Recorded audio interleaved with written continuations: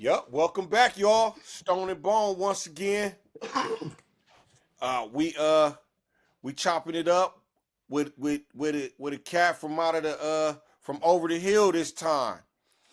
You know, we connecting over the hill too. So we got uh a cat that Redbone didn't know for some time now.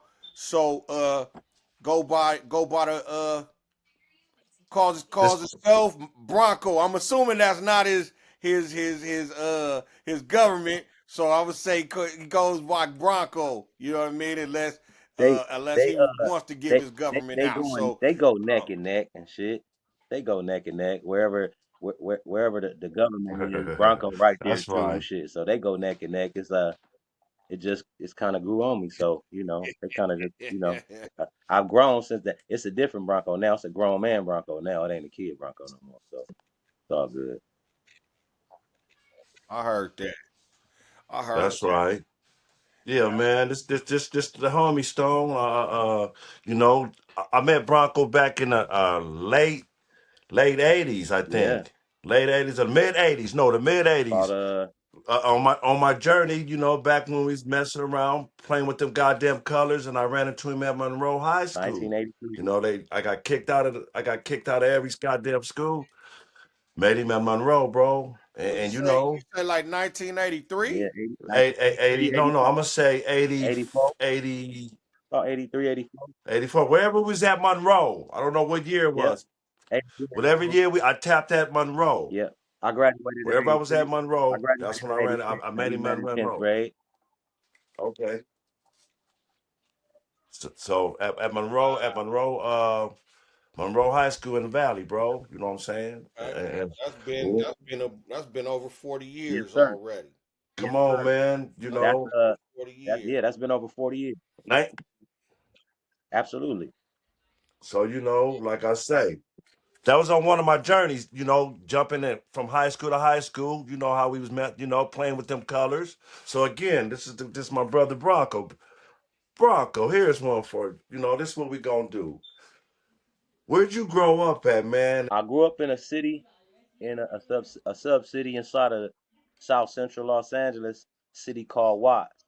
Its neighboring cities is Linwood and Compton and East South Central, so to speak. It's the Firestone, Willowbrook, Watts district, by the Watts Towers and all of that. So it's in between Century and Imperial, in between Alameda and Wilmington. That's the section of the sandbox I come from. It's called Fudgetown.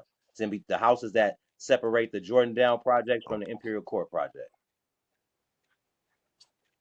Oh wow, didn't know that. Okay, okay, okay. So yeah, y'all, we got my boy Bronco from the Fudgetown out of Watts, hanging out with us on Pakoima's perspective, Stone and Bones, and we finna get his perspective, y'all. You know what I'm saying? So break it on down. Tell us a little something about yourself, Bronco. Shit. What's the tell? Shit. What's the tell? I'm I'm yeah, Well, a man the same. so what was it like in Watch, man, when you was coming up? It was good. Thank you, It Stone. was good to be a kid and watch. I mean, to be a kid anywhere. My part of the ghetto ain't no different than yours. Every section of the city have its moments where it have its turn up moments where it get a little active, it get a little this, but it ain't continuously around the clock 24/7, just up. It have its down moments and shit like that. Two hoods could be, into it or whatever, but right now ain't really been no funk for the past, 2 months, 3 months, 5, 6 months or whatever. Summertime come around, everybody get a little, you got idle time now. Motherfuckers is out of school and they running into each other and stuff like that. So, every generation have its incidents and its moments and stuff like that. Those of us that don't get knocked down and have to dive into the cemetery and stuff, we have a dope story to tell about the kids that ain't here no more. We No don't tell talk. our story, their story don't get told because they ain't here to tell it. Right. That's so true, man. That's so true. So now I know you broke down the like where y'all where you was at on the map, but for us Valley dudes, man, I'm trying to picture it. Now I done been like what's that? What's that school that's right there in the projects? Is that Locke? Jordan. No. That's the is that Jordan? Jordan and the Is Jordan it Jordan? Downs? Mm-hmm. What is that? Which one's that in the That Jordan school that's Downs? right there. That's Okay. David Starr Jordan High School. That's L.A. Jordan. So you got two Jordans. You got Long Beach Jordan and you got L.A. Jordan.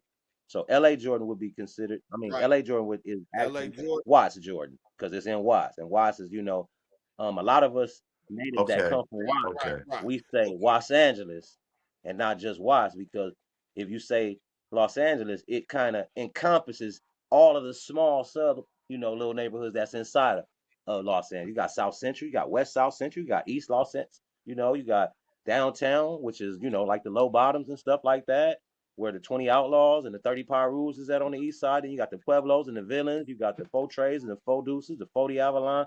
That's all on the low bottom east side. They call it the low bottoms because it's in the lower numbers in the 20s, 21st, 22nd, and 30s, in the 40s, and then four trays is on 43rd, and the four deuces is on 42nd, and the five deuce broad. This is the low bottoms, and as you start coming up into the numbers, you get to the 5-9 East Coast is in the six deuce East Coast, the six pack and shit like that. You got a five deuce Broadways on 52nd and Broadway. So as you climbing up the numbers, you get to the hundreds. In the hundreds, you moving into Watts. Wow. Wow. All Okay. all these different neighborhoods, man. That's how that break down, though. For Look, he real, broke huh? it down. Like I Yeah, say, he did. hey, That's we that's right how over they. the hill So from so y'all, so man. those of But us that live there, that's how you distinguish between the tip top would be like in between from 120 of down to you know um Manchester, a little bit past Manchester. Then you start going, you know, Manchester turns into Firestone when you go deep east. When you cross Central, Manchester turns into Oh Firestone. wow. So, Central and Manchester, that's four corners. You got the kitchens on one side, you got the swans on one side, you got the families on the other side, you got 8-9 East Coast, you got a bunch of different overlapping streets and stuff like that. Same as in the valley, you cross an invisible street line, like Nipsey used to say, you cross an invisible line right there and you in somebody else's neighborhood right there. You pass the square, That's real. pass the guy, the skater, the guy Uh, that got the baggy. You looking for a nigga that's dressed like you, that walk like you, that got the vernacular, that got the, all of that type of shit. All of those things were factual things. Very well put for the brother. Rest in peace, Nip. Very descriptive, very, very, yes, very sir. accurate on those points. But that was very descriptive, you know, in regards to the playing field where we come from, whether it's in the valley or whether it's in LA. As a gangbanger, right? When you go on a mission, you might, when you looking for your so-called enemy, you driving through a different hood down the street. You know, it's an invisible line. You cross this street, now you in another hood, and you hunting. And when you looking, you gonna pass up the dude that's dressed square, right? You gonna pass up a dude from a different race. When you see somebody that's dressed like you dress, and got the walk like you got, and got the body language like you gonna say, there you go, get him. And that's deep. Whew, You know what I'm saying? When you really unpack that, that's crazy. you know what I'm saying? You looking for yourself just on the other side of town. And you gonna hop out and attack him and try to down him in a real way. And being caught up in gangbanging culture, you don't think that deep. You just think of these niggas came through and shot the hood up. We about to go back through there and return the favor. so now, what elementary school did you go to? I started off at the elementary school in my neighborhood. It's called Wigan Avenue Elementary School, and it's at the end of the hood. But I only went there from kindergarten to like second grade, third grade, and then moms them took me out at public school, and I went to Catholic school after that. So the Catholic school was still in the Okay. hood, but it was around the corner, a couple blocks away, and it's called San Miguel. So that particular school had nuns that were stationed there from the archdiocese and the Vatican and shit like that, that had real thick Spanish accents and stuff like that, and we had Father Damn. Michael and Brother Allen and stuff like that. So I went to school with the Spanish kids, with the Mexican kids. So it was a lot of different cultural kids at the Right. school. They had one classroom for each grade, one classroom for first grade, one class for second grade, all the way, and it went up to eighth grade. So you graduate out of there from eighth grade, and then you would go on to, if you continue, if your parents put you in Catholic school again, you would go to like St. John Bosco or Pius X or Verbum Day. Those are the high school. If you was a girl, you would go to St. Bernard's or St. Mary's or St. Michael's or something like that. Those are the all girl high schools and stuff like that. So I didn't get it. I Right. didn't go there. So after I graduated out of there from the 8th grade, I went to Curtis in Carson, and that's in 190 East Coast Hood. So Central, Oh wow. So you was right? traveling. So You've been traveling, yeah, moms boy. didn't really let me go to school like Markham, which is like Gladiator School, one of the roughest, toughest, uh, junior high schools in Watts, on the east side or whatever. But the kids that No go to East shit, Coast. So you Markham. got the Bounty Hunters that go there. You got the Hacienda Village that go there. It's on their side of the tracks. And you got all of the different cliques from off the other side of the track, which is our side of the east side of the tracks. Um, and that would be like the Gray Streets, the PJs, the Fudge Towns, the Beach Towns, the Hometowns, the Compton Avenues, the Wow. Franklins, the Front Streets, the Bebops, the Hat Gangs, the 89 East Coast, the 97 East Coast, the Q102s, and then if you don't go to LA Jordan, you'll go to Lock, which is the back streets, the front streets, Okay. the main streets, Right. like I that. thought that was it was locked. Yeah. Okay. Okay. Hey, now hold on. Let me ask you a question. So I always ask, when I was growing up, you just said the private boys schools. What was the name of them schools? Uh, The ones you just St. said. John Bosco, Pius X, and Verbum Day. Uh-huh. Verbum Day is right in the back of the Nickerson Okay. Guard. Oh, I didn't know that. Now, see, so out of them two schools, I used to always hear they used to have they had some bomb ass football teams. Which ones was the best out of those two? That you In would my think? Who opinion, was the in my hardest? opinion, it being a high school, they turned out some good players out of Urban Day. They all had some good Okay, players, that would come from those different okay. schools. But I think in numbers, if we count in numbers, I think Urban Day kind of pushed out more guys that got noticed after they left high school, either went to college, if they went to Colorado State, or if they went to Utah, or if they went to the Cornhuskers, Nebraska, something like that, UNLV. They got a Can chance you to give get out through. some names? Can you do some shout out some famous cats that come out of your section that went to them schools? One in particular would be Darian Hagan. He went on to play for the Okay, Colorado Buffaloes and shit like Colorado. that. I grew up with him. I Colorado played college Right. Buffaloes. Right. football with Right. him and Right. shit like Right. that. So, Okay, you know, okay, okay, brothers okay, like okay. that. That's what I'm talking about. But I used to hear a lot about them high schools. Boy, they was nice, but I never knew they were all Yeah, private and all that. All boys schools and all, and you know what I'm yeah. saying. But I did So used to hear a lot about them. so what catches me is so it was a big Catholic presence in LA like that. Well, I didn't wherever realize you that. have, wherever you have a thick Hispanic culture, and they've been there for Right. as long as you guys have been there, then you guys have a like a dual citizenship in the community. I come from in Fudgetown. You'll find a black man, African American man, grew up right there in Watts, and you'll find a Mexican woman that grew up right there in Watts, and they've been a couple since junior high school. They're an older couple now. They Okay. got kids and shit that's mixed, and they kids is mixed. And then you might see a Mexican guy like my partner Lalo that I grew up with at Eduardo Lopez. His wife black, and his kids is mixed. And me and him grew up together. His mom and my mom is partners. My mother still live on the block. His mother still live on the block. They still partners right now from when we was kids, That's single right. digits. So I come from that. Every community ain't like that, but in that little pocket right there where it's called Fudgetown, it's that kind of stuff going on. My homie Bob, his wife is Hispanic. His kids is mixed. It's a lot of that type. It's a few Mexican homies that's from Fudgetown, Mafia Crib. They not Serranos or Southsiders or no. When they go to jail, they got their tattoos and all that. They go through the same bullshit that anybody else. The same bullshit that a black kid would go through if he was an essay from a Mexican gang. He gonna go through the same heckles, the same hazing from his own. The fuck you doing to me? And all this old same shit, same Yep. shit. Same. My ghetto ain't no different than yours. Uh, Just in a different GPS location. Come on, speak the real. Speak it. Just cause you know That's what? deep. Shit. I would say this, leaning towards that without saying that, but saying that the same way that California dudes like us, they would think that California dudes don't show out of state dudes the same respect and reverence in regards to their thugism, in regards to their gangster. You ain't from California, you ain't from the Mecca, nigga. You want to be like us. Well, that's kind of condescending because there's some gangsters everywhere. Same from where you stay. Everybody can't live where you live at. We all from somewhere. Goddamn. The fuck? But it's Right. condescending. Right. It's a derogatory statement. That's unnecessary hazing, Mm. right? So the Valley do That's real. Hell brothers in the yeah. Valley, y'all would think that the LA niggas think that about y'all too for quite some time till y'all got acquainted and got y'all some LA friends. Come on, hey Bronco, we went through. Hey Right? Bronco, Right or wrong?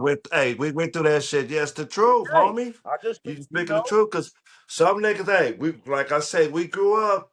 I used to say it like this: we had a lot of love for the bitty niggas, but a lot of city niggas didn't fuck right, with us. If you know what I right, mean, that's how we talked back right, then. So right. that's what we went through. You know what I'm saying? So a lot of us niggas my age know about what you're talking about, man, cause it was We all hard, had to bro. go through It was the hard. different stages that would be referred to like as a rites of passage. In order to feel comfortable Come in our on. own skin, going wherever it is that we going, we got to go through the first stages of it, and that's um, going getting past the fear of, damn, we can't go over there. Them niggas don't know us over there. Do you know them niggas don't know you over there? We had to Uh, figure that out. Once when you yes, introduce we yourself did. as who you is, you gotta be who you is. If you ain't, Come they on. gonna see that you ain't. So they gonna scratch at the surface of that. We gonna like in the movie 300, they say Leonidas said something about they some immortals, right? All right, well we gonna test that theory then and see if the Right, Huh. motherfuckers really want to. Nigga, Huh. nigga, gang, nah, listen, a nigga but gangster gonna get tested. Like you a gangster, we gonna see. that's actually how when we started this, and we've been getting, cats that was around from the beginning, as far as, because Pakoima, the two P's is a young neighborhood compared to the LA stuff. Absolutely. And a Right. lot of and a lot of that came through. It's a middle school, a junior high school called Holmes Junior High I'm School, familiar with it. and that meeting up that meeting up of the LA dudes and the Valley dudes really kicked off a whole lot that pretty much spawned what you know Right, now as Pacoima Power Rules. So it is deep. right, You know what I'm saying? When you get into how LA looked at the Valley when they first came by, right, because and I get it. It was different. right. So it's We funny. got an episode for that one too, bro. We got an Oh yeah, episode because other time that other side. Yeah, yeah. yeah, because that home junior high kicked off a lot, man. You know what I'm And I know saying? a lot of That's where kids. so what a I know lot a of lot of people don't kids that know. That's where it that's started. from A LA. lot of it started at Like my homes. younger brother and sister, when I left Catholic school, they left Catholic school too. They ended up going to Markham after they went to like homes first. And then they didn't really like going to homes and getting on the buses early in the morning and stuff like that. So they ended up Right, eventually right. going to Markham or whatever. And I was the only kid that Right. went all the way through the valley experience and shit, and knowing how to catch Okay. the RTD and shit like that, which that was the Come metro on. at the time. I learned how to catch the 420 and the 424 and shit like that, and come to the valley and come see my partners and go on Langdon and Orion and Rayin and shit and Taco Tree and Penny Lane and Columbus and all of these different places. I got familiar with all these different things because I had friends out there and I was welcome in their home. Their parents liked me when they met me. I stayed after school. I caught the late bus. They got on the late bus with me and came to LA and spent the weekends with me. So they getting acquainted, and we Yeah, kind of yeah, just yeah. we made a what you call a friendship where it was like an underground railroad where we would give each other the hookup on different stuff. We was selling rocks and we was hustling and doing different shit selling weed. So if I got the plug on the weed, I got an LA plug. I'm from LA. I got an A plug. You trying to get some quarter pieces, 5 O's or whatever? It's gonna be chunkier than the ones that okay come through. I ain't trying to make $2 off of you with y'all my bros, and y'all let me hustle on y'all blocks with y'all and get bread out there. Why the fuck wouldn't I turn y'all on to the plug? That kind of shit. So we made them kind of it wasn't just friendship, it was brotherhood. It was like we was relatives, right? It was Come on. Come it was on. like we was For cousins real, and we had man. the same grandmama, same granddaddy because we handled each other like that.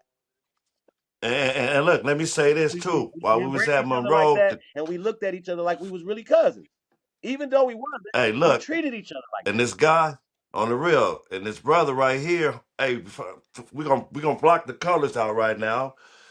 Talented, one of the coldest dancers and the pop lockers ever I've ever seen come up out of that section, bro. You know we had Trinoy, but this dude, that. Yeah, oh my goodness, right. homie, I think breaking. you're right. Oh, I ain't never seen nobody get on like this cat. So I'm gonna give him his flowers on that too. If they don't Thank you, know, bro. he's very talented at doing that shit right there. And I didn't know he knew how to rap. I didn't either. I just knew all his I other didn't either. shit At the back time, I then. didn't either. See?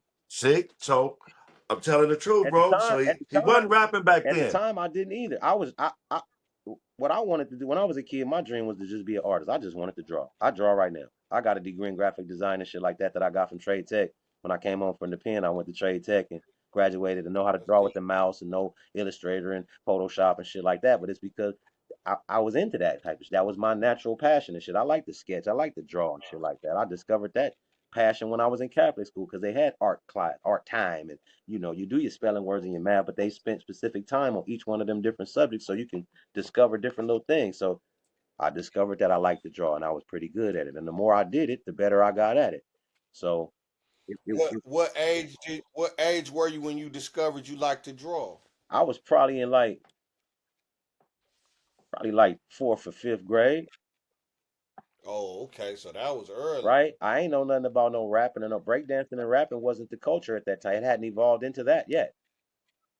So did was you doing graffiti? Did you get into graffiti? Putting your name on the walls When and you shit? absolutely like a motherfucker.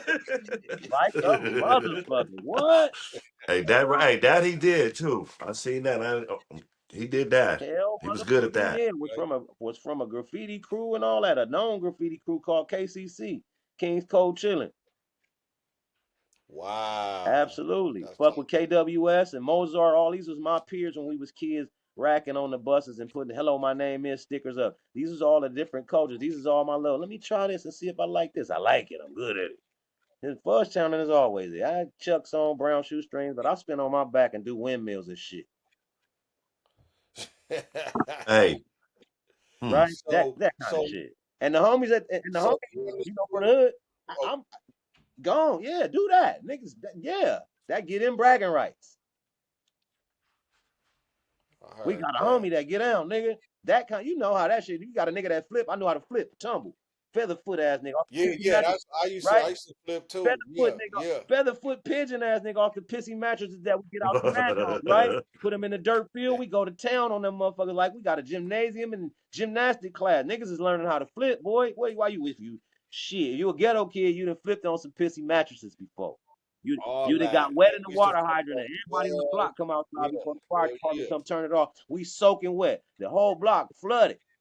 Everybody, Mexican kids, black kids, we out there having a funky good time. It's hot than a motherfucker. The elotes lady out there, they got slushes and corn and shit uh, going on.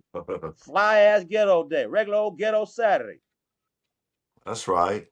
It wasn't always all bad, huh? No, it wasn't always all. When you kid, it ain't all bad. It just is what it is. Having fun, Hey, speaking as What was kids, it hey, like? hey, What hey, was it let, like? let me hold this one, though. Hold on. Go Speaking ahead, of go kids, I'm jumping to another subject, but we always do this too. Speaking of kids, we're gonna go to the football. Pop Warner. Who who are the teams that come up out of your out of that section of Watts that that was popping coming up playing the Pop Warner? It was the Roosevelt Cardinals. Okay, Roosevelt okay, Park okay. had Pop Warner, and it was the You know what I'm Cardinals. saying? Because we like giving out shout outs to the Pop Warner teams because we had a section on here, we had a show and an episode where we had our Valley Pop Warner team. So I'm just trying to reach out to see what was the cracking teams out in L.A., Watts, Compton, and all that. You hear what I'm saying? It was So I'm asking you right now, yeah, it was all the how many? Watts Yeah, Dolphins. It was the okay, Manwood Knights, the Compton Steelers. okay, It was a okay, few Pop Warner teams that had some nice little running backs and some quarterbacks and shit that was doing their stuff as okay. kids when we was coming. Like I say, That's I right. played with Darian Hagan. Darian Hagan played on the Roosevelt Cardinals too with me and shit like that. Okay, Coach there it is. There. McCoy and stuff like that. One of my dad good friends. So it was a lot of good kids that ended up doing stuff, in the world. Everybody growth and development is funny because a lot of the times, the guys that you growing up with in your respective sandbox, you growing up with them, but there comes a time where sometimes you outgrow the motherfuckers that you growing up with, Mm, and mm, it takes you in a different direction based on the decisions that you making. You know, you can always mm. revert back to, motherfucker got the same 8 hours in the day as I got. Yeah, but it's about the choices that you make because right now, while we talking on this podcast is a direct result of decisions that two of my brothers made prior to today. In order to have a podcast today, you made the decision some days ago, some weeks ago, some months ago to have a podcast. Right. So, right, if you got a Right. life, a wife, a family, kids, grandkids, all of them things is the direct result of decisions that we made before. Mm. So right now, in my opinion, my humble opinion, right now, all of us is exactly where we supposed to be at. We ain't supposed to be nowhere else right now.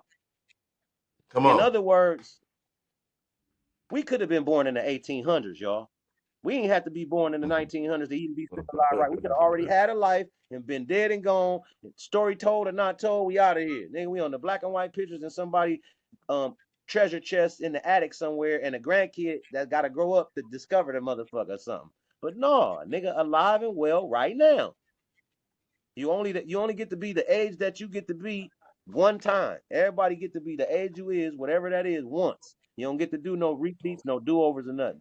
So in my humble opinion, Mm. again, all of these motherfuckers is just different stages in the growth and development that we all motherfucking doing. I ain't gotta see you to know you've been growing and developing and shit since the last time we was acquainted.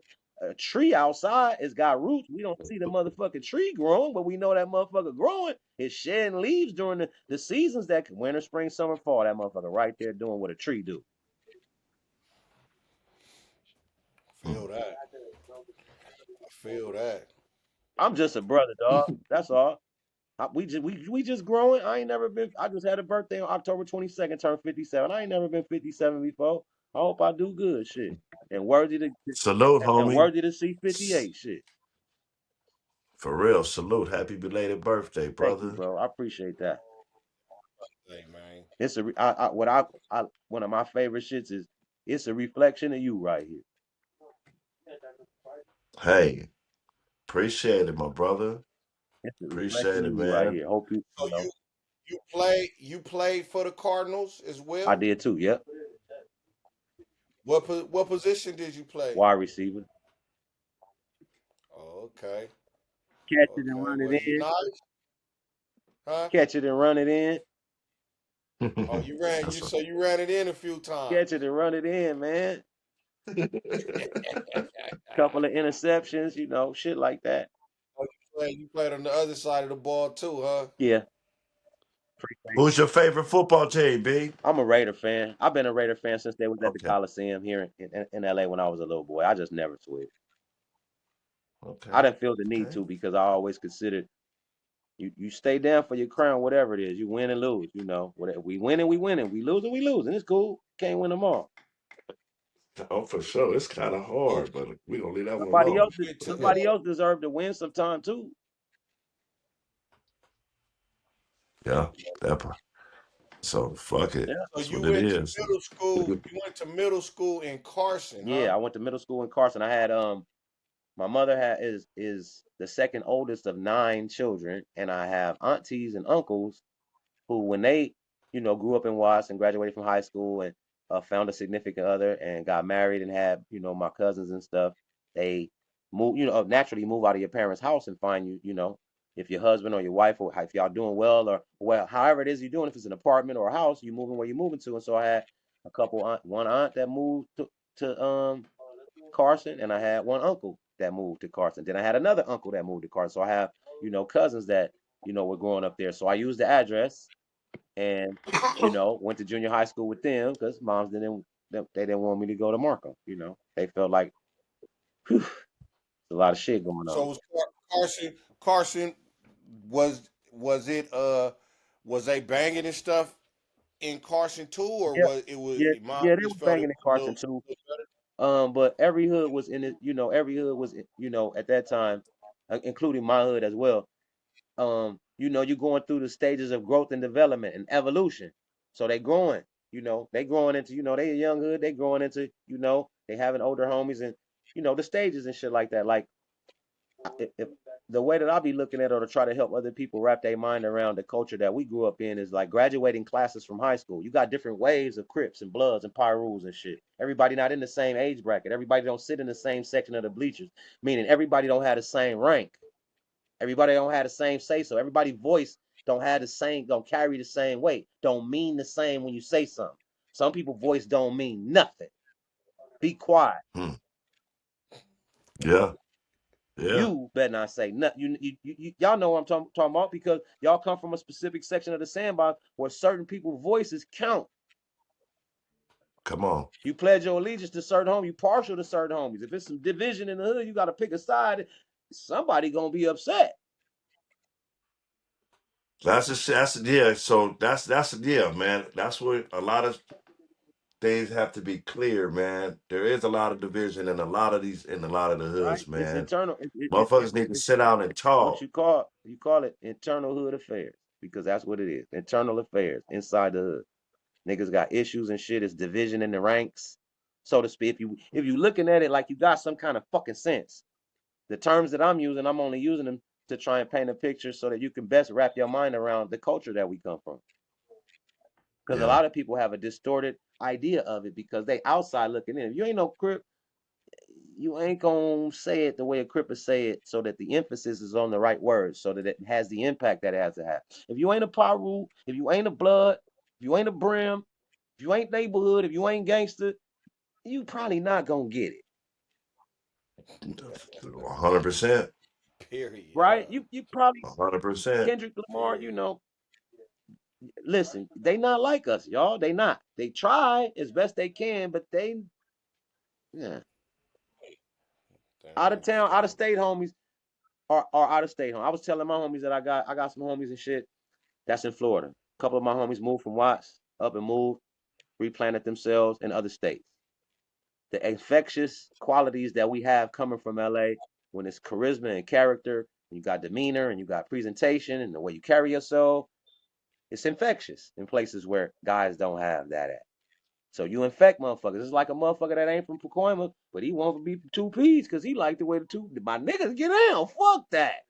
You have that Come same on. kind of charisma, That's the that same truth. kind of magnetism everywhere you go, right? You infect. So we got Fudgetowns in other states. When I'm talking to the homies, that's from Florida and shit, the streets we come from is like Ferocious and Cal Maya, Juniper and shit like that. And the homie that's out All there put right. them down on all of the different shit and laced them with all of the education and the information that they supposed to have. But the one key thing is y'all not from Watts. So you can't say that you are because that's counterfeit. That's gonna be tried, that's gonna be tested, that's gonna be found out. You're gonna be on the gauntlet. Your head gonna be on the chopping block. You have to claim the blocks where you come from. Whatever them streets is, them is y'all streets. If y'all Fudgetown, y'all from Pennsylvania Ave in Florida. Fudgetown though. If it's you ain't got no 105th Street or no 107th Street. Whatever the number of streets it is that's in your neighborhood where y'all say y'all, that's the streets y'all from. In Florida, they got it.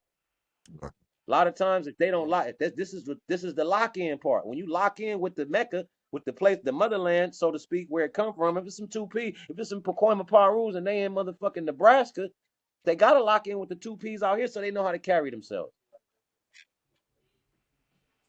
Mm, mm. Period. If they don't, Yeah. then they gonna run Well, into they don't if exist. they It don't, doesn't even if they happen. don't, That then shit is over with. they can't get no real ones that's from the ground to speak up on their It won't behalf work. if the time comes. And It's the not time gonna gonna work. come That's where they gonna real. need somebody to say, hey, them the homies, knock it off. I mean, are we coming?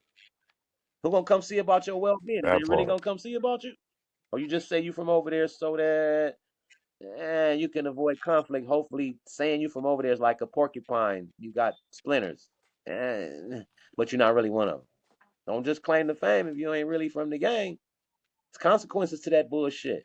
Can't do that. Yeah, it is. Yeah, it is. Major Can't do that. consequences. What? Uh. You get caught You up. gotta be specific. Is you from 2Ps or did you just grow up in Pacoima, nigga? There's a difference. What age? There's a difference.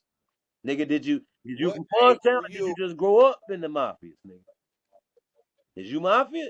Do you bang? Or you don't? If you don't, then this conversation ain't for you. But if you do, we got some things to talk about, buddy. That's deep.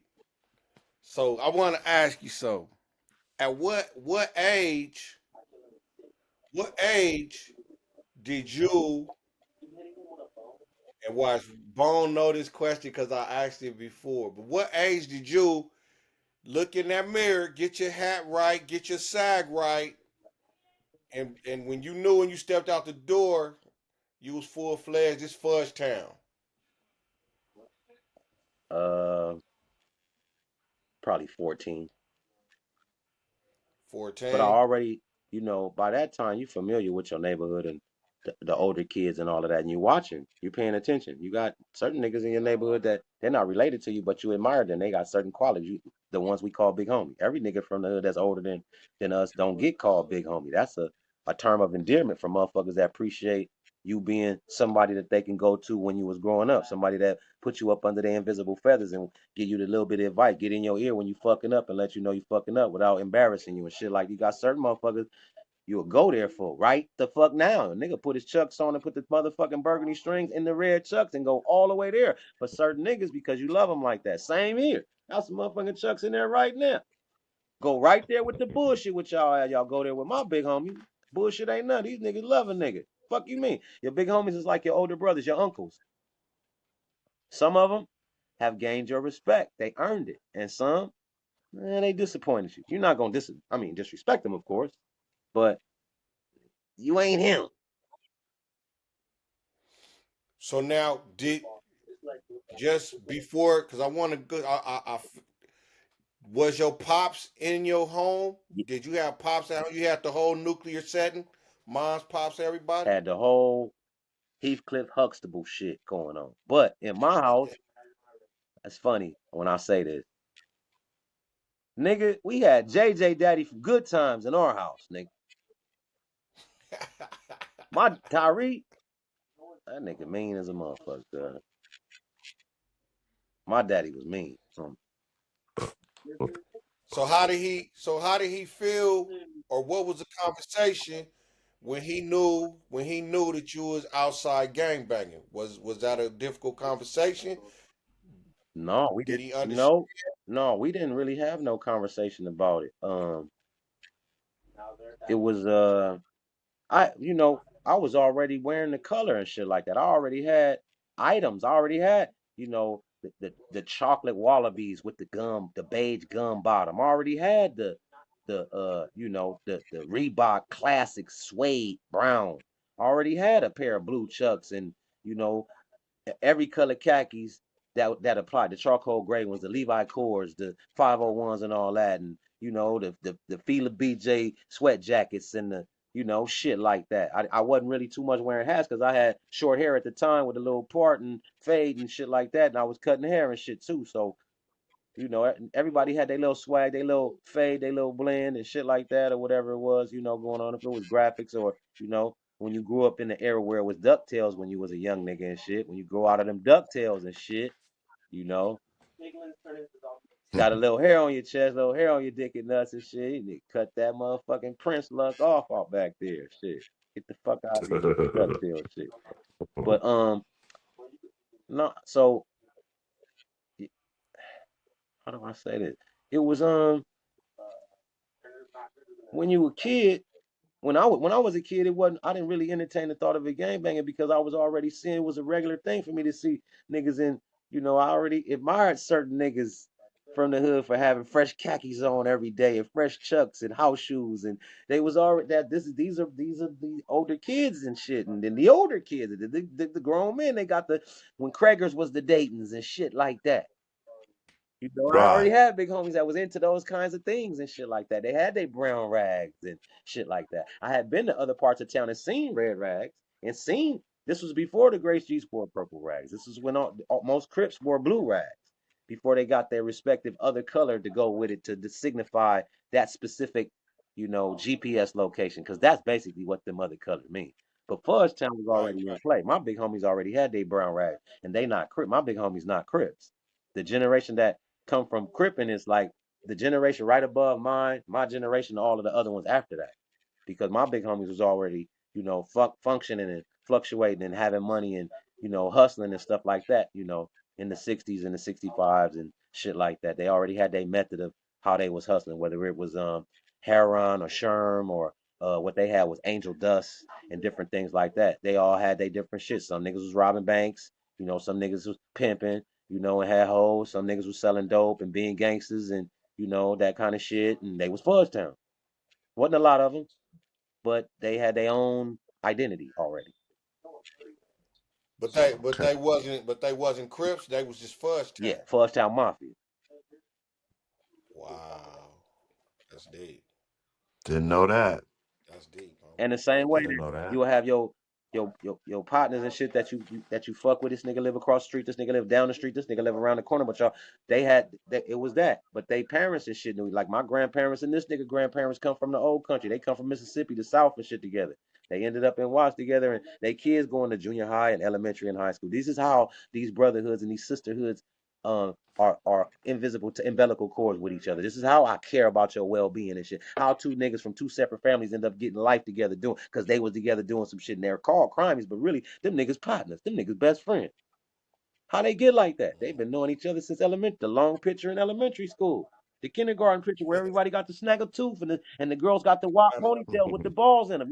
I've been knowing the niggas since that long. This is how them brotherhoods, Huh. that friendship, that I'll fuck a nigga up over you. Nigga you ain't getting to fight no nigga head up if I'm there. You gonna fight two niggas or you ain't fighting at all. That kind of pledge my allegiance to my friendship shit.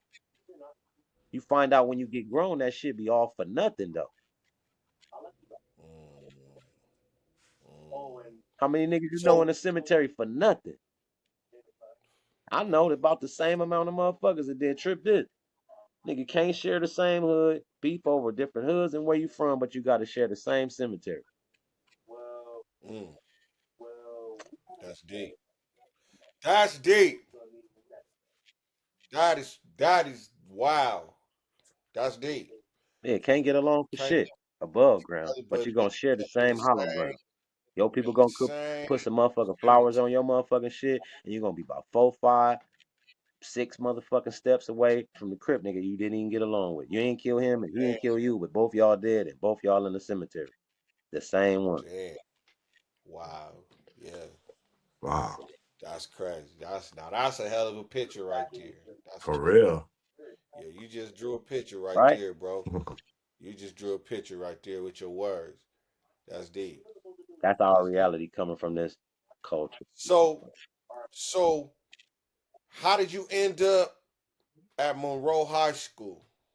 Again, moms, she picking different little shit, different like they knew about the homes, the junior high school homes program. It was it's scholastic, programs and shit that get advertised, whether it's by mail or by TV or commercial or word of mouth, same as any other little thing, and you find out about it if you got friends or whatever that got kids that's going to a magnet school, and you tell me about that shit, I'm gonna be interested in getting my motherfucking kids to go to the motherfucking magnet school too, and give a fuck if they is growing up in wild. Let me figure out a way to get their ass there. Is it a program that got a bus situation? And if it is, let me apply and see if I qualify to get that type of shit. I think is what it was. So them yellow school buses that be up early in the morning on with a bunch of traffic behind them and shit on the freeways at 5:30 in the morning, and got students going to them valley schools. They getting up at 5:30 in the morning to be on them bus stops early in the morning to make it to class on time with the valley, kids and shit like that. Still, Did you and have like I say, long lasting friendships and relationships and shit, because that's part of your journey while you growing up and shit. That was part of my journey. Other kids that grew up where I grew up at, they didn't have that same story. They got a different story to tell. Some niggas went to YA, some niggas went to LP, some niggas went to the pen because they got tried as an adult because their crime was of that, degree. A lot of different, things, a lot of teenage parenting, stuff like that. Might have a homie who got a kid that's, 15 years younger than him and shit because he had him when he was 15. I wasn't one of them motherfuckers. But it was some kids, that was, dealing with those kind of things. yeah. Right. What was your expectations when you found out you was going to a school in the valley? Did you have any expectations or No, I what I thought was that damn, I gotta go to a school where I don't even fucking know nobody at. Fuck. And then when I got there, it was a couple of kids that I graduated from Curtis that went there, like DJ and Maya. I went to junior high school, when I went to junior high school in Carson at Curtis, a couple of them kids that I graduated from school. And I only got to go to Curtis 1 year, but I was acquainted in that 1 year with quite a few, with quite a few kids. I was a good kid, at each place that I went to. I made good friends. I played well with others, so I was cool.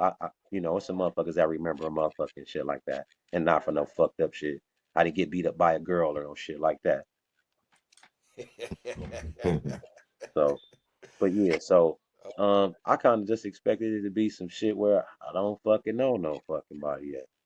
At least at Curtis, I had cousins that went there. Shit, my cousin, you know, E-Rock from 190, and my cousin Latrice, they was going there at the time. And me and E-Rock is the same age, and Latrice is a year younger. So I had a cousin that was in the 8th grade and a cousin that was in the 9th grade with me. So it wasn't like I was there by myself. Unlike Monroe, I didn't have any, you know, relatives or friends or nothing. And the two people that I did know, I only knew them from the previous year, but nobody else.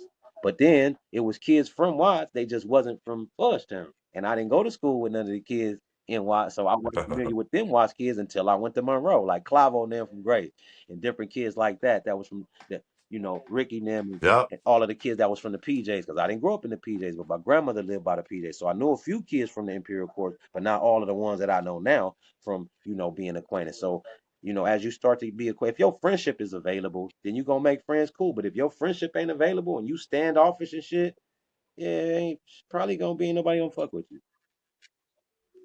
Hey Stone, Monroe had so many different cribs Yeah, at that time when we was yeah, there. Different sets from all different neighborhoods. yeah, Few different bloods was there. yeah. You know what I'm saying? So it was a lot of us, homie. But a lot of niggas, I got a lot. It was a lot of cool people there that you know we bypassed that shit. It was a friendship right there, man. Yeah. But you know that's You know it what? was What different, I would bro. say is we didn't never had no Crip and Blood issues at Monroe on the campus or outside the campus.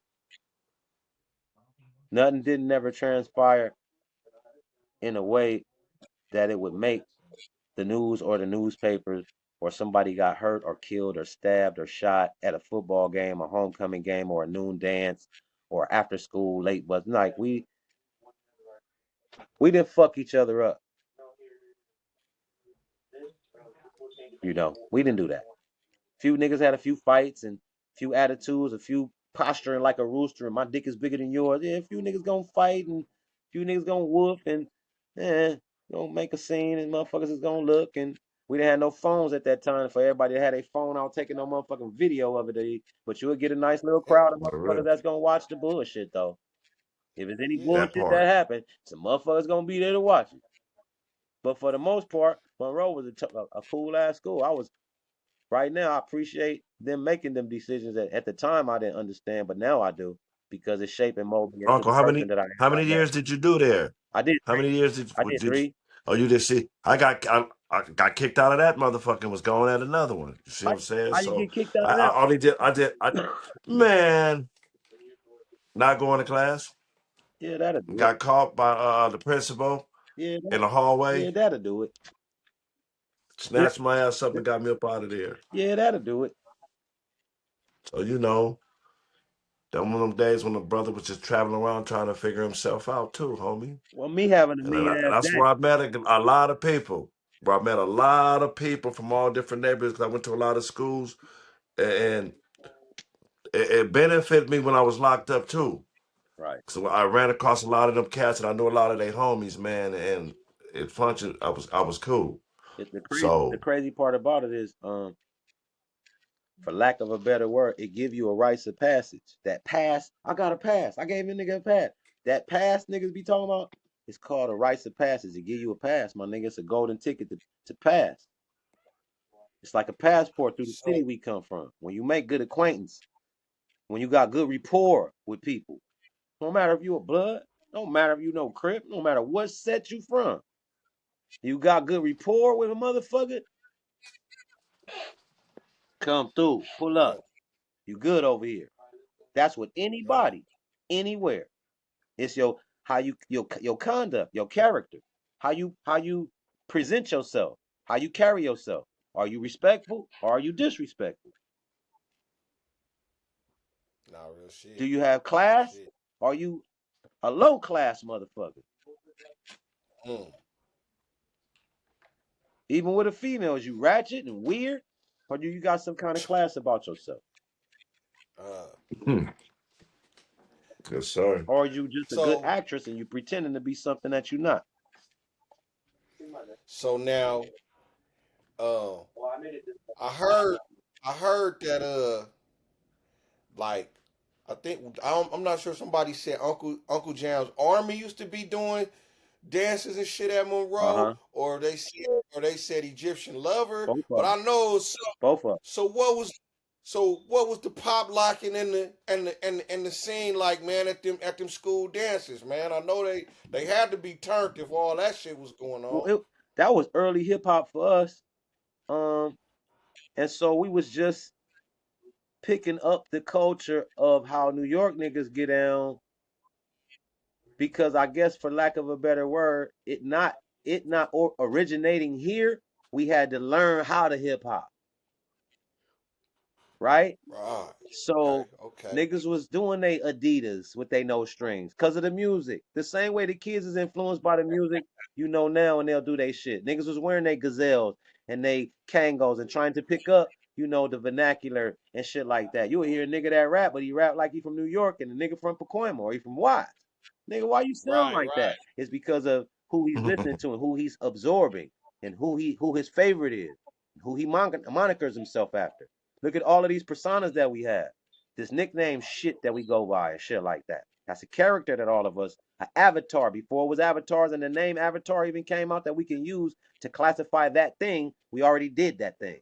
How I know? Because it's a bunch of Mookies and Boo Boos and Bobos and Broncos. That's how I know. That your mama didn't name you that, nigga. Your mama named you Ramon. Your grandmama them call you Ramon. Your granddaddy call you Right. Bronco though. Right? Some niggas That's get their deep. nickname since they was in diapers, and some niggas pick one up and like it and use it. So was you the coldest pop locker at Monroe? Nah, just one of them. Just one of Just them. one of them. And I didn't even think I Name was the. I was cool. I was tight. A name motherfucker. a I couple would ones. say Who was there? Hey, who was there, a Bronco? motherfucker would Who was rather who be was my friend than be my enemy with that kind of shit. hey who all went there that out of the crews that was there that you could remember and that the one the one who was the pop lockers who all was the dancers there I couldn't remember that. basically. That's been an eon Okay. ago. I couldn't even pull a name out of that shit. I'll have to see a Okay. fucking yearbook or some shit. Okay. Okay. Okay. I would have to be the Oracle in the Matrix and shit to do some shit like that. I keep because the Tom and Jerry come in my mind somewhere. Is you familiar with that name, Tom and Jerry? Uh-uh. No. Okay, okay, Uh-uh. okay, okay, okay, okay. Well, I couldn't get that answer, Stone. So I tried that one. Shit, but nah. Okay. Yeah, yeah. So there's a story So there. what? It was going on. So now you say, now I know you touched on it a little bit. Uh, you was getting your hustle on a little bit though, huh? Yeah, yeah. I started selling dollar joints and shit in ninth grade. When I went to Curtis, I had a sack. After I graduated from Mhm. Catholic school in ninth grade, that summer, that was a growth spurt for me because I wasn't in Catholic school no more. Now I get to go school shopping. No more uniforms. I get to have my style now. Now I get to get Levi Right. Get corduroys and fresh Levi's fit. when Yeah. before I go school shopping. I'm just getting, uniforms. And so I didn't have I still wearing the button up shirts, but it ain't Catholic school shit. I'm wearing it the way a Catholic school kid would, but it ain't Catholic school clothes. So I got the two Right. creases and shit. I'm ironed up and shit, heavy starch with the Levi's and heavy starch with the cords and shit. Plus, my older homies was already on that type of shit, so I knew a little bit about that. Put the three creases in the back of your shirt. Make sure you make sure you neat. Make sure you presentable and shit. That was already, how you got to get on if you're going to private school already. Anyway, you got a sweater and your black shoes and your whatever the fuck it is. You got your backpack and your bag and yeah. So I just took that on into the regular shit, the other shit, fly nigga shit. Mm. So you connected with some Valley dudes. So it was some Valley dudes, and you was tying their shoes on how to hustle, or y'all was tying each other's shoes on the hustle and all that shit. They was laced, but they was from the valley, and the valley was just evolving. It was like you say, it was a young hood, so they didn't have all of the resources that. If you grew up in LA, you have other resources. You have multiple resources and things of that nature. So I just connected. In other words, if we were some artists and coloring books was our thing, in relation to hustling, I let them use my colors. I just let them go on and use my motherfucking crayon, and they Wow. let me use their coloring book.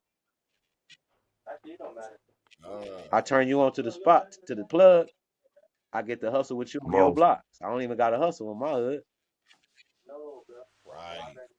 I Right. hustle with Yep. y'all. We'll get some money like that. That Oh, way, you man. know we gonna stay good on the wood. We stay good on the. That's how it network, man. We still partners right now. That nigga black ass Never. Mike from OVG and Cricket, motherfucking Kenwood from Broadway that used to be on Columbus with Quan. I ain't seen Quan in many years, but I still fuck with quite a few of the kitchens and shit like that. But all of us still partners right now. I still talk to them niggas right now. We still link up on Sundays, Sunday fun day, and go on Crenshaw and fuck around with the low riders and the cars and shit like that. We done stayed acquainted over all this time. And you met all them at Yeah, Monroe? they all from the valley. Wow. That's deep. I got pictures. I know them all everyone he just named. That's where I met. My, That's where. matter That's of where I fact, met a lot of them cats at my Monroe. first girlfriend in the I valley ain't was Tammy bullshitting you. Beal, Teresa little sister, Jeffrey big sister. Tammy Beal was my first Oh, girlfriend. Tammy. I know he talking about. Yep, that was my girlfriend. Then I talked to Gina. I had a couple of little cuties that I liked and shit. They liked me and shit. It was cool. I had a good experience there. I had a dope experience. I love Monroe. I tell motherfuckers right now, Monroe was like the Crenshaw High School of the Valley and shit. Mm, damn. See, Because it was. We had the party boys, we had the party girls. It was like a high school fraternity, a college fraternity, but they had high school. The seniors and every graduating class were blessed 11th graders to have the podium or the throne to be able to do those kind of things at the football games and the basketball games. It was live as a motherfucker, my dude. I had never seen nothing like that, not even at no LA school. So the Valley turned me on to a different class of people, a different way to get around, a different way to move around.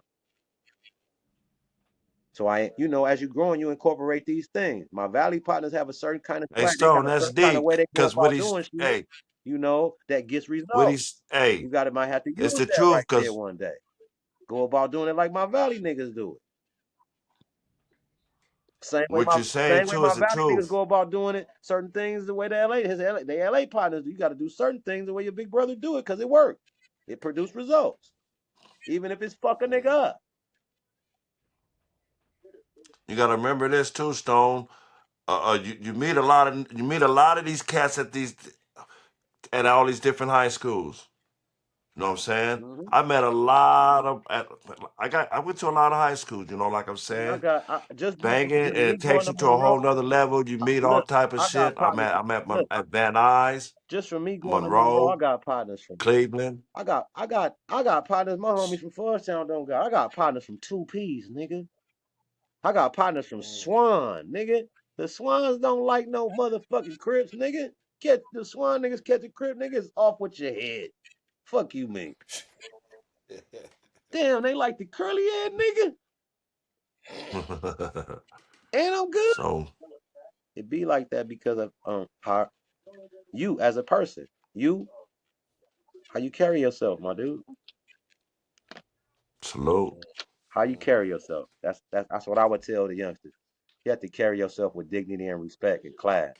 Don't put your nose in the air and shit and think you better than no fucking body, cause you ain't. Everybody dealing with a struggle. Grow, nigga. Live long enough to grow up and you'll see what I'm talking about. You gotta live long enough to get 50 fucking seconds. Mm. Yep. So after you graduated from Monroe, where did life take you? Did you go to school, or did you or you went to Penn State, or what was the next move? I eventually went to Penn State, but I went to Penn State in my later 20s when I was like 26, 27. But from the time I graduated from Monroe until then, because I graduated from Monroe when I was like 16, 17. And I didn't go to college and shit like that. And my pops wasn't really fucking with me because I think he wanted me to go to like the military. He was trying to get me, to go talk to the recruiters and shit like that.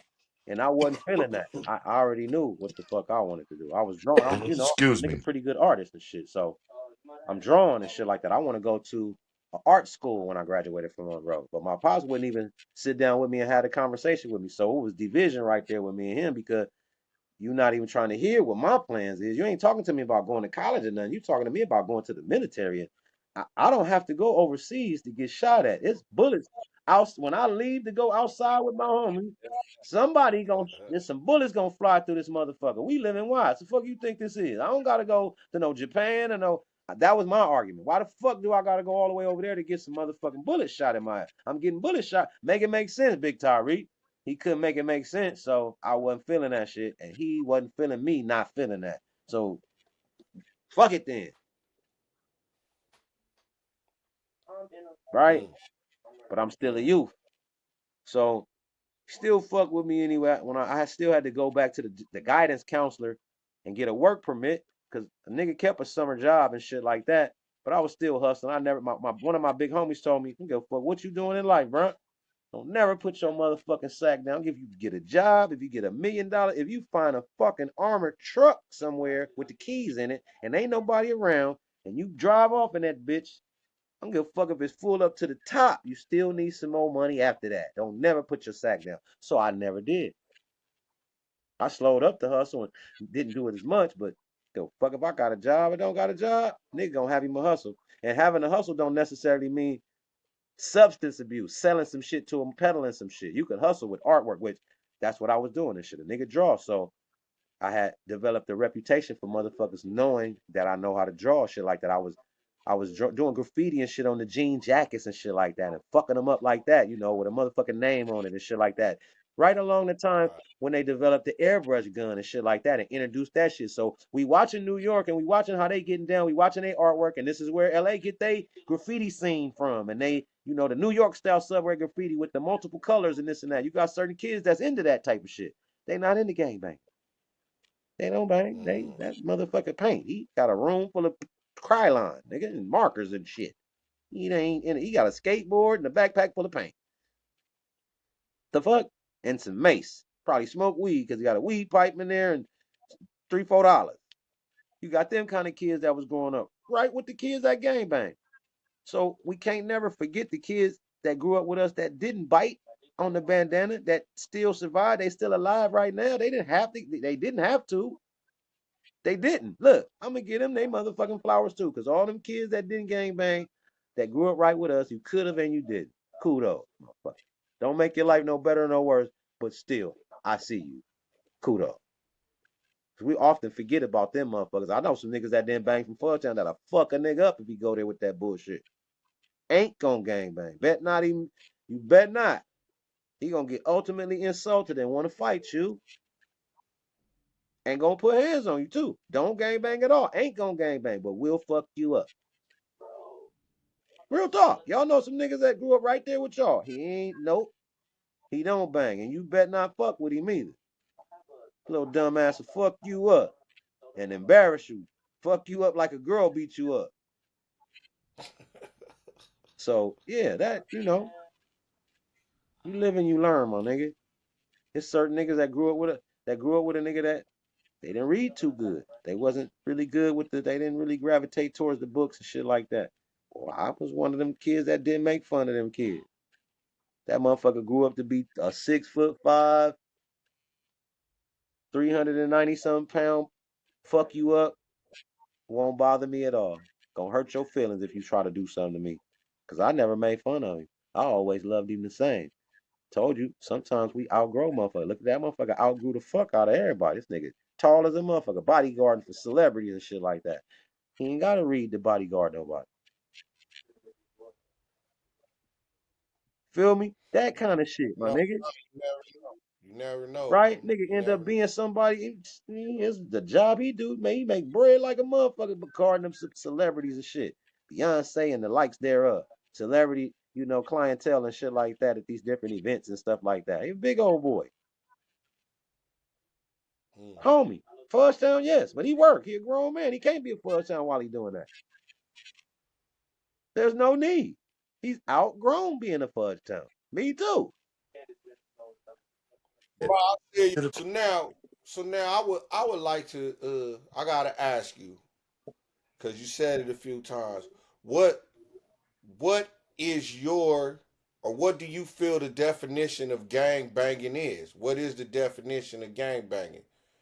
What separates a gang banger from the dude that just grew up in the hood? Because either one of them could get killed if the bullets get to flying because he just hanging around you. Hmm. So what makes his life or his story different from the dude who you say is a gangbanger?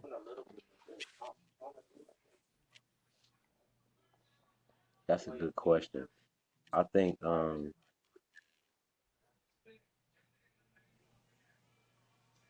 a gangbanger looks for that, lives for that activity, that um that class of people, like a gothic kid. Gothic kid, you're gonna find the gothic kids. The other, you a gothic kid, you're gonna find the gothic kids, and that's who you're gonna be with. That's who you're gonna look for. That's what you're gonna gravitate towards. You're gonna look for those activities that call for your class of people to be in. If you skating and shit, y'all gonna be at the skateboard ramp at the park, with the boards and the, however it is that skateboarders dress, you're gonna be dressed familiarly, like that. However that is, with skinny jeans or whatever the fuck it is, some Vans or whatever. You with the gangbangers and you dress like that. Like even to take the young Hispanic kids and shit like that, the girls. You ever seen a Mexican girl and she from the hood? She from the Thursday? Cute as a motherfucker. Lipstick, eyeliner, bunch of hairspray, a halter tie, titties, tattoos, and all that. Khakis on like a motherfucker with some chuck. Hmm. Fine as a motherfucker though. You ain't finna catch her So is around it the girls that go to the fucking churches and the choir class and all that. No, she's not gonna be with those girls. I so think, is so I it think, who you hang with? Is it the uniform? Is it who you hang with? Or is it this, does this, every this, this, gangbanger it's your persona, how you carry yourself, you know, because people have expectations. Uh, People have a preconceived notion of what a gangbanger is supposed to say, look like, walk like, dress like, and conduct himself like. Well, when they get somebody like Stone or Bone or Bron, they don't get what they was expecting. So now they scratching their fucking head about the shit. Can't believe you from 2P, you from Fudgetown? Ain't Fudgetown the gang? Yeah, some niggas from Fudgetown gang bang. That's all the fuck they got to do. I got some other shit to do other than gang bang. I always have. If you own that bullshit, if we talking bandanas, of course it's mine versus y'all. What the fuck you mean? That's the name of the game here. That's the culture. If we ain't talking bandanas, then we Oh, own what we own then. mm, Quite naturally, I'm gonna definitely. take the bandana from the sandbox I came from. The fuck? That's who's rooting for me to win this thing. If it's a thing of in regards to bandanas and section of the sandbox, Yeah, some that's motherfuckers the truth. rooting for me to win like a motherfucker. Same as some motherfuckers rooting for you to win. I ain't gonna make it easy for you.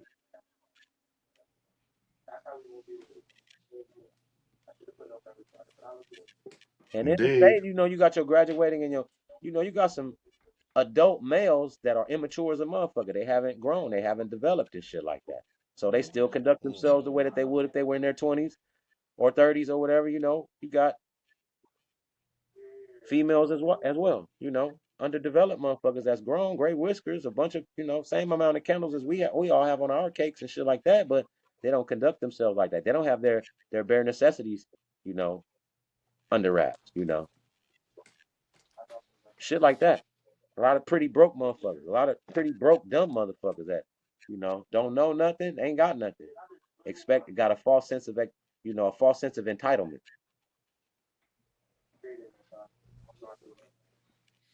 Got a lot of Okay. motherfuckers that are a lot of people from our culture. suffer from emotional management.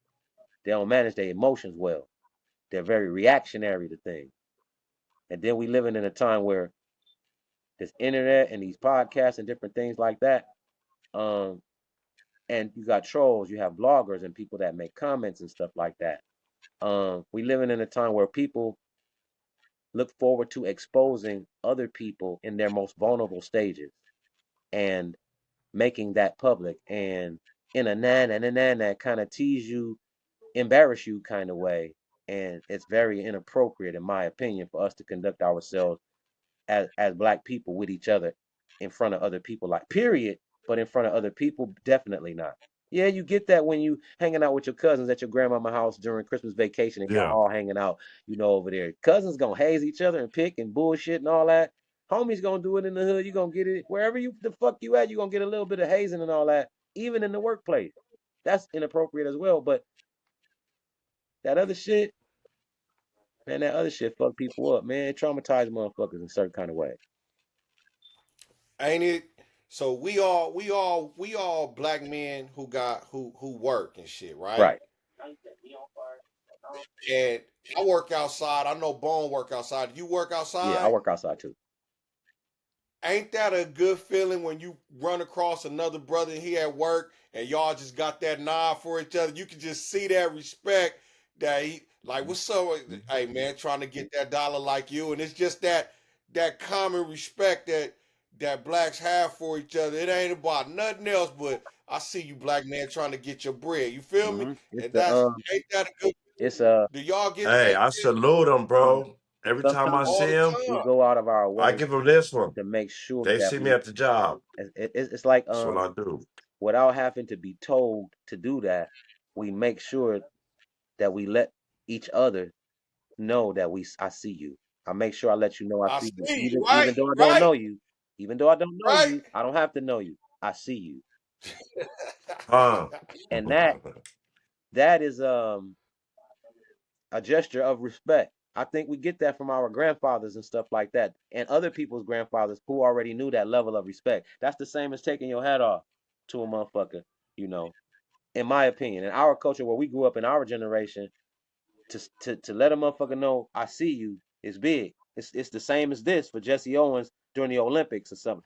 We have these different things that bring us back to who we are because it's enough things that go on in a day, in a season that take black folks back 100 years every time, and we got to reboot, restart this shit over again because this nigga in the back over here done some bullshit and got us looking fucked up to the rest of the people in the world. Now we done 100 years we got to chop up. We got to go back 100 months. Going, we got to start. We need a whole lot of do overs, my nigga.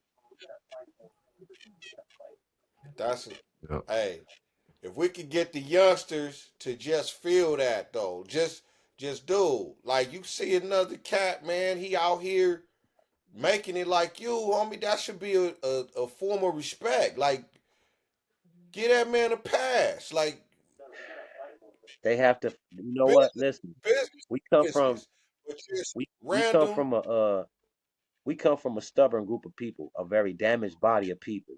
We come from a show me group of people. We don't come from a you tell me and I believe you people. So with our people in the youth, Minister Farrakhan say the youth that's on the planet right now that come from our loins is the most no nonsense group of youngsters that have come from the black loins of black people since slavery was over. These our kids Yeah, ain't for the bullshit at all, and with all the mm, bullshit, if that makes sense. it They do. ain't for none of the bullshit, but they with all the bullshit. I know that don't make no sense to a motherfucker that don't know.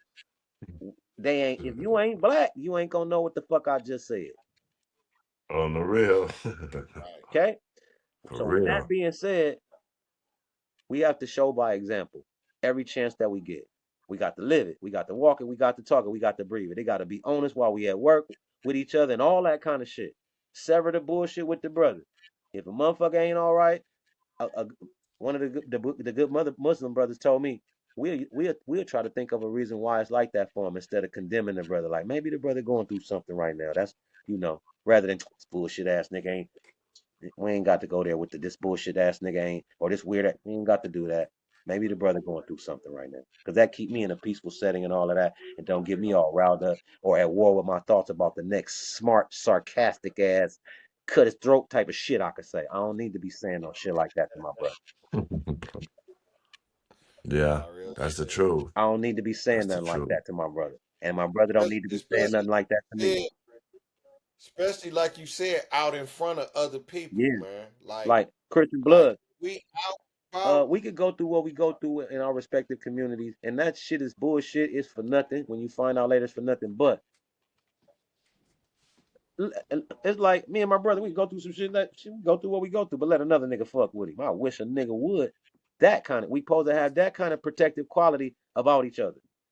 The way the about brothers have every in the pens and all shit like that. When they in YAs and LP and it's the red rags and the blue rags and the Crips and the Bloods from them different nigga, when it's time to get it cracking with them other races, it's for survival. It's not because they imposing no bullshit, their will on nobody. All of our people, we all react to that shit. We don't initiate the bullshit.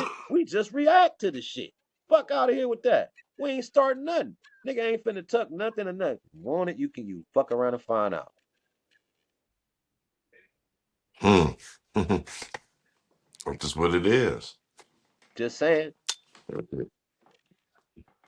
We ain't here. We ain't bothering nobody. I ain't bothering nobody. I don't want no funk or nothing. But don't come over here with that Oh, bullshit, cause you gonna fuck around and find out.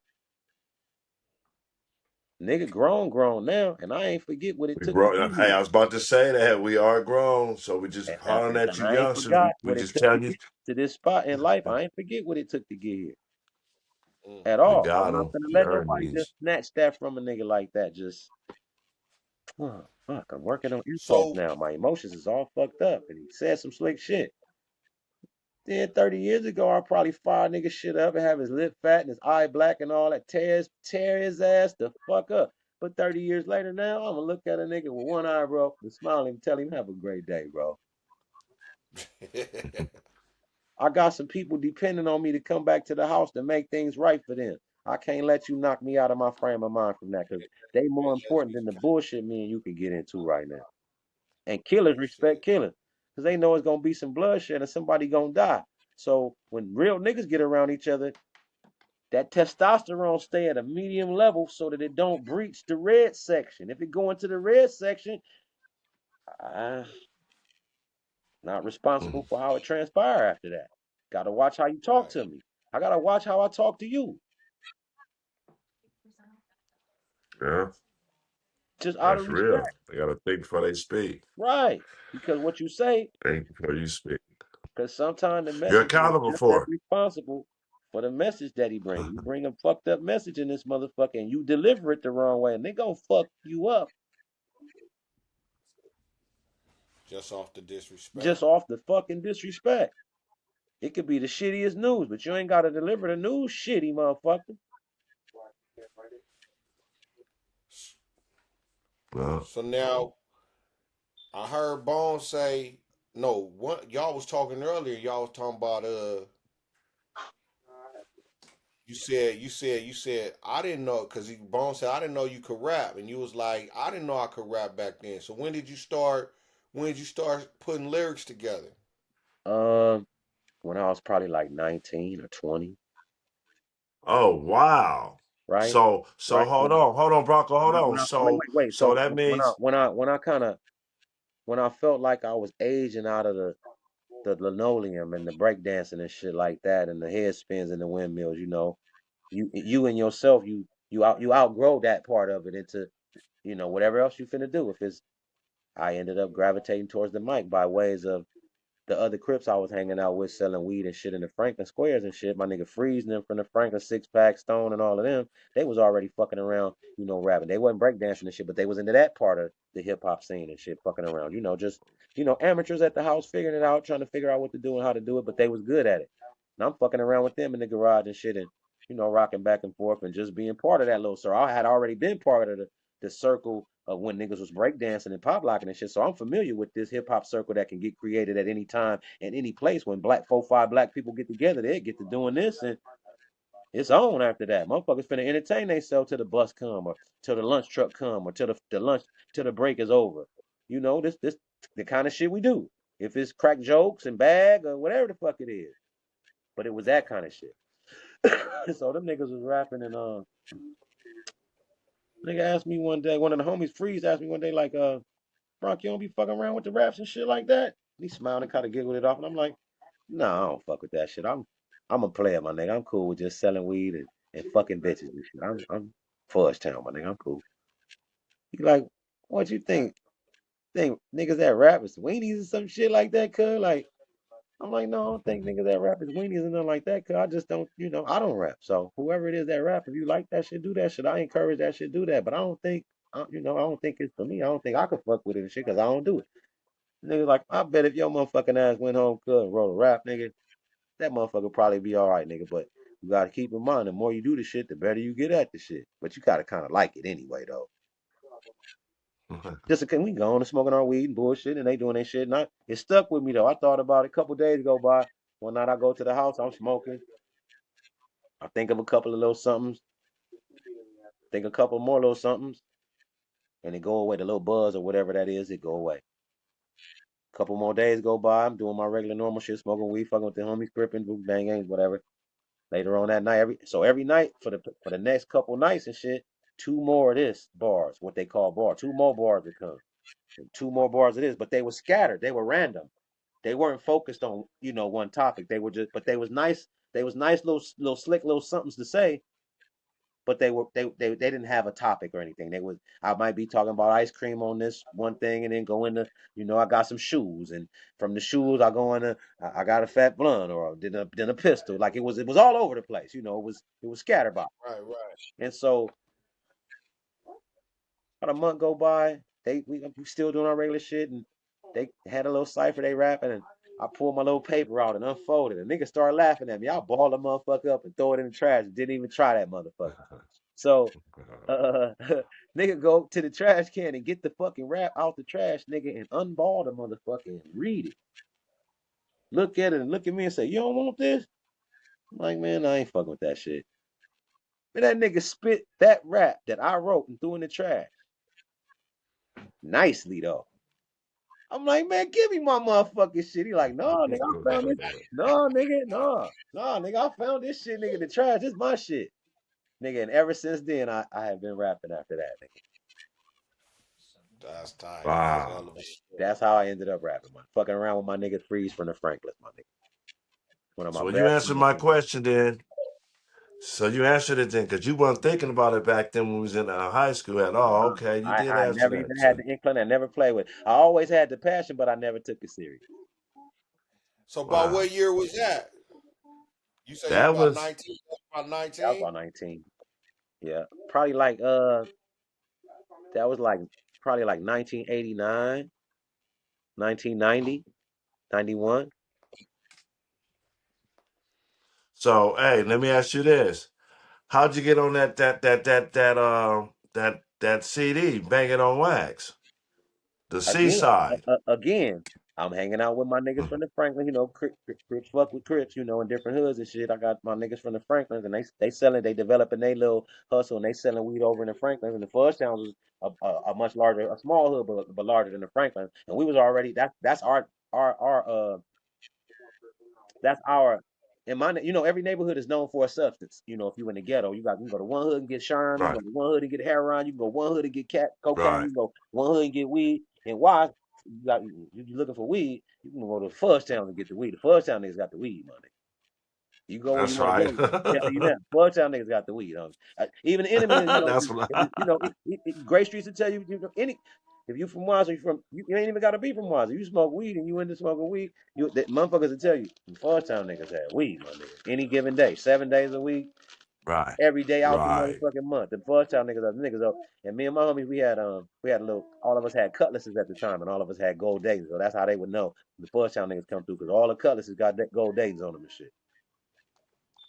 But my That's big right. homie sold weed before we did, so they had already had the turf already was known for that type of shit, and we naturally graduated into aging into taking over, right there on the block selling weed and shit like that, like they did, and then the younger homies, inherited it from us, like that. So I was selling weed with them niggas, and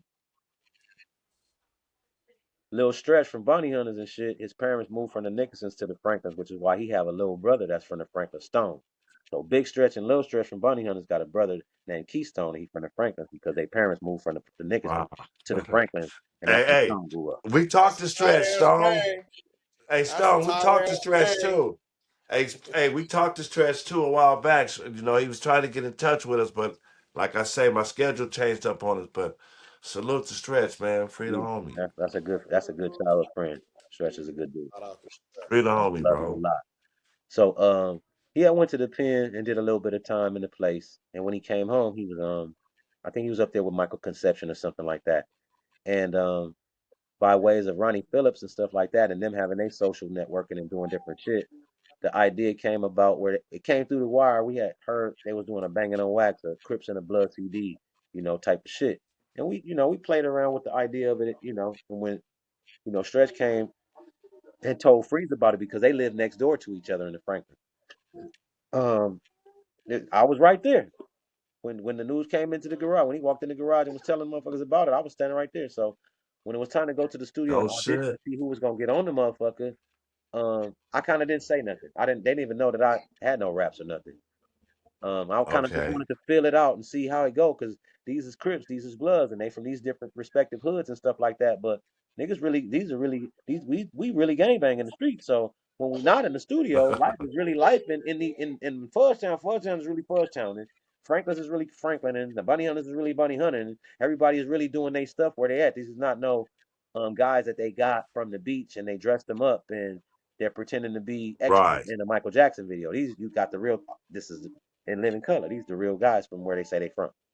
So certain niggas was getting killed, along the way, just from having regular life experiences and doing they shit. And certain niggas wasn't. Certain niggas was getting time. We was going to the pens and different shit like that. Niggas was getting time and getting out, and what wasn't there at the right time to get on this project was there at the right time to get on that project. So it was a lot of hit and miss and shit like that. And for the most part, that was the opportunity that presented itself at the time, and I didn't take it. I waited. So when I watched them do the Bangin' On Wax shit and all of that, when it came time for them to do Bangin' On Wax 3, I opened up my mouth and I said, I got an idea. We should probably do a red CD and we should probably do a blue CD. And then that way, you see who sell the most CDs from the red or the blue, and that way you'll know who to give the next deal to, the next record deal, or the next opportunity to make, music or whatever. This is where the young soldiers and all that type of stuff come from.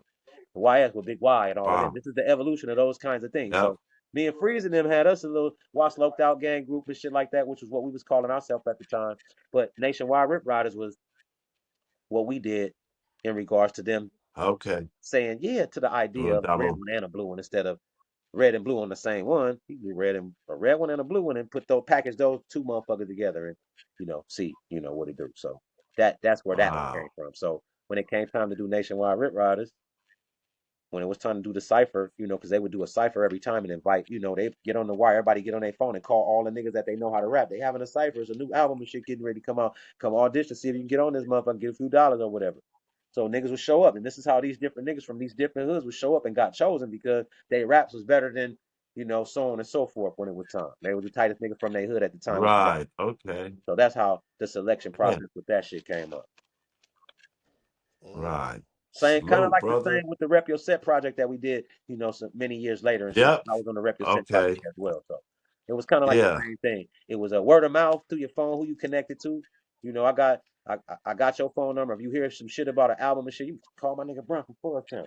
Then Bronk, I'm gonna call my nigga Freeze then from the Franklin. Freeze then gonna call Sally Sell then for the Avalon. Avalon niggas gonna call the Atlantic Drive niggas. The Atlantic Drive niggas gonna call the Kelly Park. Kelly Park, every nigga that rap guy, we familiar with. I'm from Fudgetown, but I rap. So I know the niggas from Backstreet, I know the niggas from Front Street, but I know the nigga that rap too. Right, We right. got that Right. thing in common. When it's time to do that shit, Right. the niggas that do that gonna go do that. The niggas that go shoot niggas and all that, they gonna do that. The niggas that rob niggas gonna go rob niggas. The niggas that rap gonna go rap. Yeah. So everybody gets in their respective, in their little, in their groups and shit. Then I skate too and shit. I roller skate, so I was going to Reseda skating ring and shit like that. Like I had hobbies, homie. And the more that you do anything that you're doing, the better you get at the shit. So the more I did it, the better I got at it. The more I was comfortable with it and more comfortable doing it. We drive out to the valley to Reseda to come skating and shit on the Tuesday nights and shit like that. And then go to work, The go to Sherman the 7 to 7 Sherman and go to Square, Cerritos and shit like that. the Sherman Yep, Square. That's where y'all was yep. at. We was running into a bunch of 2Ps and shit like that out there and getting into it in the parking lot and shit like that. A few incidents that transpired and shit like that. We'll talk about that one on the next episode and shit like that. So, for real. Hey, so you still spit lyrics a little bit, or you mess with the production, or what you do? What's up now? I absolutely still play with the verbiage. Vocabulary calisthenics. I heard that. Absolutely. I've been busy for the past 3 years doing shit with like me and June Dog from Denver Lanes, me and Squeak Roo from NHP, Inglewood from the Conrad, me and Bandana the Rag from Fruittown, Pyro and Compton, me and Snoopy Blue before his untimely demise and shit like that. Me and him doing some shit for the Raymond Lee Washington project, with Rayshana and Lil Raymond and shit like that for a documentary that they doing on their father, which is Raymond Washington. He's responsible for the East Side Crips. East Siders, come out and play. East Siders, come out and play.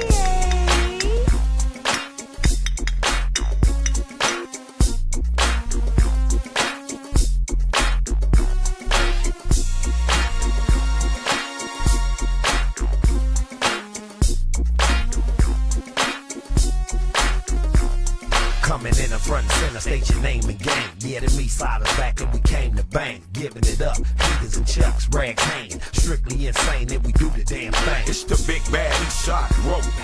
Now how many blocks we controlling? 2021 15 17 11 19 and the mafia. Contrary to what people was thinking that Tookie was responsible, Tookie was West Side, Raymond Washington was East Side. There's a story to be told. Stay tuned because it's very interesting. It's very informative in regards to our culture and where all of this shit started at. So stay tuned for that. Okay. And Okay. I'm doing some shit with South Central Cartel right now. I just finished up 2 verses in a video shoot that we did Monday and Saturday, and then I was cameoing in a video shoot Sunday with Lil Hawk and June Dog from Denver Lane on they shit. Plus, me and Lil Hawk got a project that we got coming out, another song. I got shit that I've been doing, bro, and I got 3 singles and then an EP and That's an album and tight shit for though. this. Stay tuned. You in for a treat. You Salute to the named a lot homies, of man. blood. You named a lot of bloods that you collaborating with right now, homie. That's good Absolutely, to hear, man. absolutely. I'm one of the first Crips that ever collaborated with a blood on some music. That's That's amazing. kind of like I what I love do. So, right. I would say that what I done heard motherfuckers say, that nigga Bronx, that's the Damu's favorite keyway right there. I don't know if it's true or not, but most of I got a lot of Damu brothers and I love them. They love me back. So I'm counted as a brother, not as a other. Salute, bro. You know All how the we do time. it. Like a motherfucker. It's Like been a me and this blessing to cat. know this Me and brother this cat before been all of friends. that. We've been So linked since the day we met. I didn't bang on him. Cuz didn't bang on me. I didn't bang on him. come on. We hook right up, man. We Hey, look, we ain't the agitate each brother, other, the try to cause style. no ruckus with each other Look, in no type of form, no type of way. It was all love the from the soon as we motherfucking met. hey, remember I say the corduroys and all that shit? It was this dude.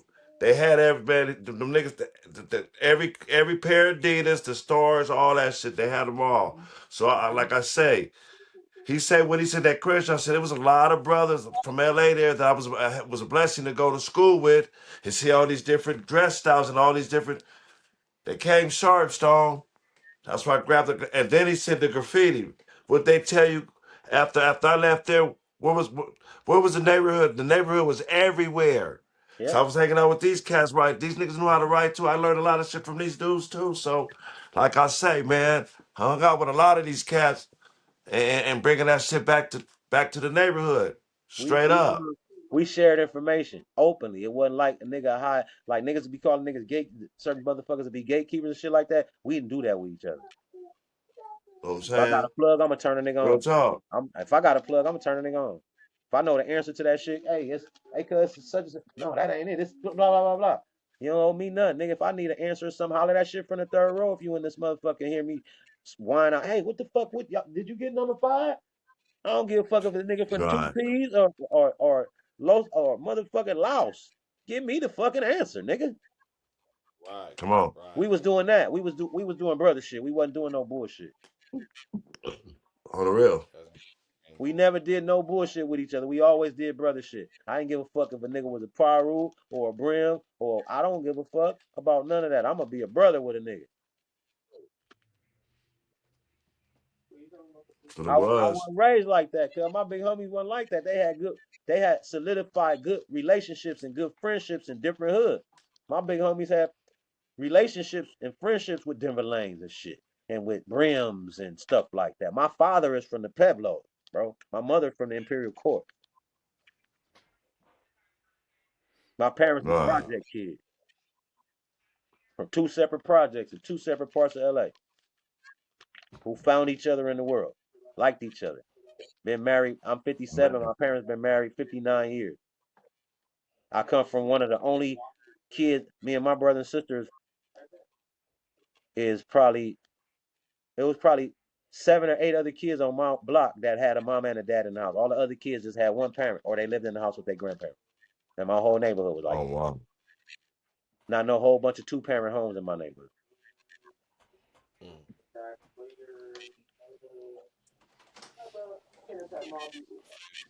Yeah.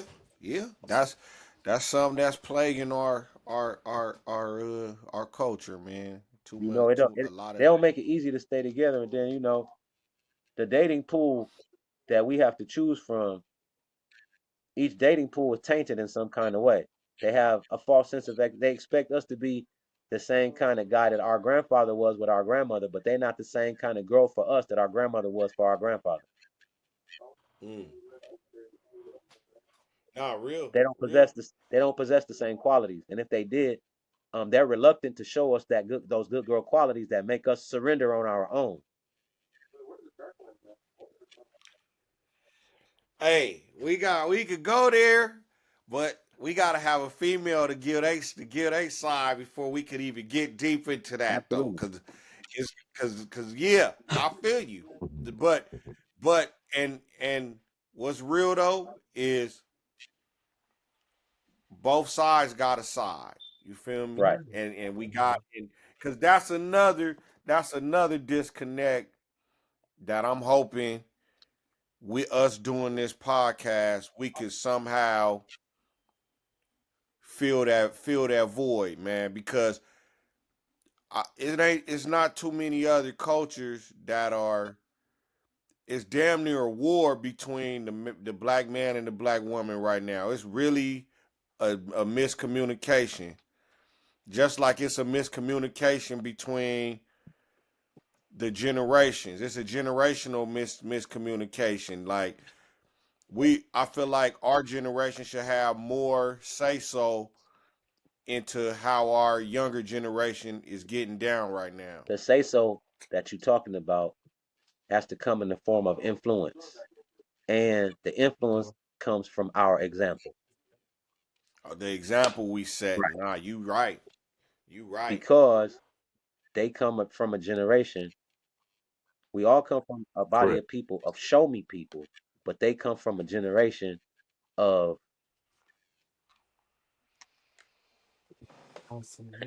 let me put it like this. We grew up on drug dealer music. They grew up on drug user music. There's a Drug profound user difference in the Oh. music. music. The influence. Back to influence. We were influenced by hustlers.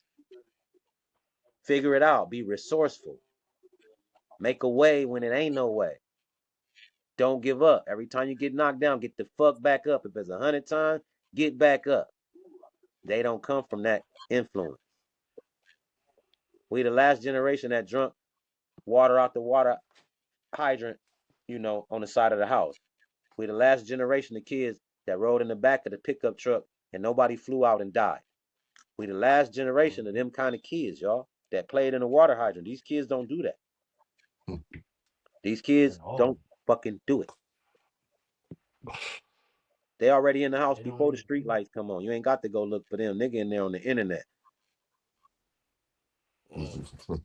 Wifey says she agree. Wifey in here listening. She said, right, right, right. She over here saying, right. She hear you. right? Speaking some real shit right there about the kid. They would rather Real text each shit. other in the same room, sitting next to each other on the couch, than have a conversation, Sit there and be texting each right? other. Real, yeah, yeah, yeah, My yep, son text me yep. from the room, Daddy, I'm hungry. Nigga, if you don't walk your ass down the hall and tell me that shit in my face, the fuck? When the kids try to slip and call you bro in a conversation and you check they ass right there, y'all ever had to do that? Because bro is Yes. a slang that Yeah. they use openly and freely. It's a bunch of them out there, like the word toxic. They throw that motherfucker around like it's the new word to use to describe everybody that they don't agree with. Hey, for Fuck out of here. real? Huh? The fuck, bro, Yeah. toxic. Uh, it's another one too. Oh, this the one. It's giving whatever. That's giving weird. That's giving pervert. Meaning my radar is picking up Right, that you're giving weird vibes. Get the fuck out of here with these bullshit ass internet words that you're using for a paintbrush to describe how somebody else feel. That ain't even how you feel. That's how somebody else feel. Because that's what you heard them say. That ain't even what you would say. You don't even have an original thought. Your thoughts Preach. is recycled based on what you heard somebody else say and what you're agreeing with. And hey, look, this the one I don't like. Everybody got their own truth. I'm speaking my truth. I be having to tell my kids all the time, ain't no such thing as that. Right, You could have an opinion, right, you could have a perspective, right, but you can't just have the truth right, because the truth got to come from everybody's perspective. And then we'll get to the bottom of what the truth is. right. But telling me I'm speaking my truth ain't telling me At nothing. all. Dig this. Had a conversation at work the other day, and the subject came up of people identifying themselves as this, that, and the other, with no disrespect to anybody who feels like, you know, they're a key ring or a coach bag or they're a shark. I don't have no, I don't have nothing bad to say about you either way. But dig this. There's a girl. Clearly, we can see that she's a female, but she identifies as a male. She wants to be called sir. She wants to be addressed as a man and treated as a man. And she wants to go into the man's locker room and the man's bathroom. And she feels like we should make that okay. And on the other side of the fence, we have a guy. The guy wants to be treated as a woman, wants to dress like a woman, and wants us to refer to him as a she. Clearly, we can see that he is not a she, but this is his demand, and we should succumb to that, right? That's what I'm Wait, saying. wait, wait, How wait, you wait, gonna wait, wait, tell wait, me wait, what wait. I Let me see? finish. Then you got on the next row, you got this guy. He identifies as a squirrel. He's dressed up in a fuzzy motherfucking outfit. He got all of the components that a squirrel got, and he making squirrel noises. Then you got a motherfucker sitting next to him with a dolphin uniform on or a outfit, and he's identifying as a dolphin. Should some who the fuck should we diagnose as mental health, and who should we seriously consider as, yeah, that's that? None of them, some of them, or all of them? For me, none of them. All of them is mental health. How the fuck you think we gonna identify you? Clearly, you a human being who having a mental breakdown if you think we finna treat you like a fucking dolphin. And you, Everybody got something right? wrong. Yeah, And you, everybody okay, so got a and you, okay, so you, lady, we not finna shake your hand like a man. You're not coming in the bathroom with us. We're not gonna call you sir or mister or none of that shit. I don't give a fuck if you got khakis and boots on and you dress with a hard hat on every day. You still a fucking lady. You too, mister. You Yeah. too, mister, that want to have a purse and earrings and lipstick. You're a fucking man. Okay? It's not okay. No, it's not okay. Do that at home in the privacy of your own home. Because I shouldn't have to explain your dysfunction to my motherfucking nephew or my niece or my son or my daughter when we out in the world and you inappropriately displaying yourself and putting yourself on in that type of light. That's a clown. straight clown.